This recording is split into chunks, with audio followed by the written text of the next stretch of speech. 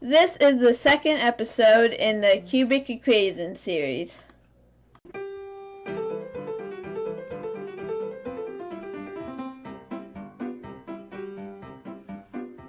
There's antimony, arsenic, aluminum, selenium, and hydrogen and oxygen and nitrogen and rhenium, and nickel, neodymium, neptunium, germanium, and iron, americium, ruthenium, uranium, europium, zirconium, lutetium, vanadium, and lanthanum, and osmium, and astatine, and radium, and gold, and protactinium, and indium, and gallium, and iodine, and thorium, and thulium, and thallium.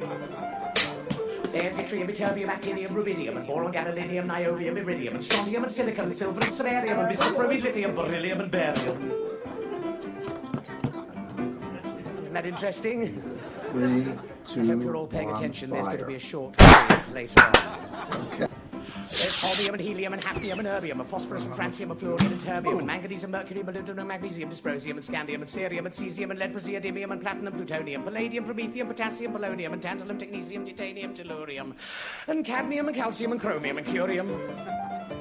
There's sulfur, californium, and fermium, berkelium, and also mendelevium, einsteinium, nobelium, and argon, krypton, neon, redenzine, and zinc, and rhodium, and chlorine, carbon, cobalt, copper, tungsten, tin, and sodium. These are the only ones of which the news has come to Harvard. And there may be many others, but they haven't been discovered. Hello, everybody. This is my partner here, Pie Guy Pepin. Hi.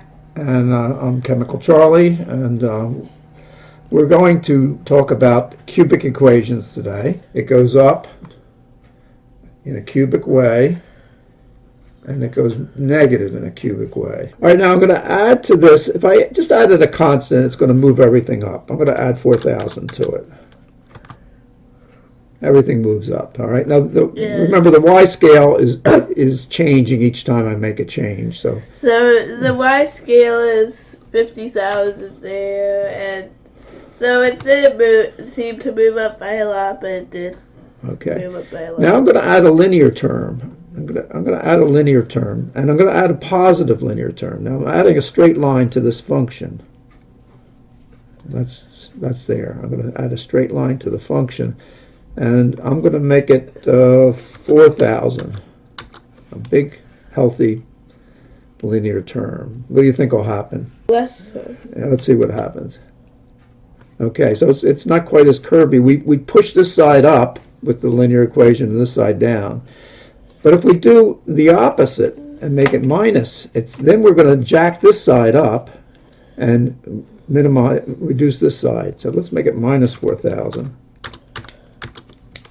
And we have a nice Then it makes it more. nice curve. And it's positive over here and then negative.